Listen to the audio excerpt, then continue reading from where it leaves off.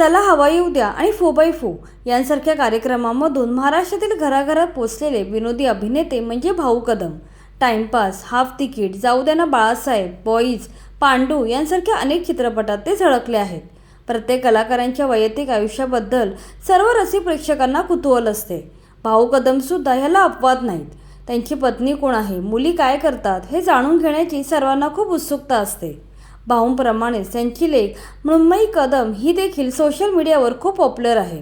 Video आणि ब्लॉग्सच्या माध्यमातून ती प्रेक्षकांशी कनेक्ट राहत असते. ती सध्या अमेरिकेत शिक्षण घेत आहे. तिथे स्वतःच्या शिक्षणाचा आणि इतर खर्च भागवण्याच्या उद्देशाने ती एका कॅफेमध्ये नोकरी देखील करत आहे.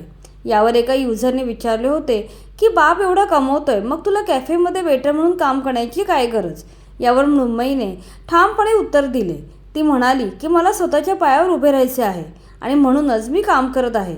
तसेही कुठलेही काम छोटे किंवा मोठे नसते असे ती म्हणाली. तिच्या रोखठोक विचारांचे अनेक चाहत्यांनी भरभरून कौतुक केले.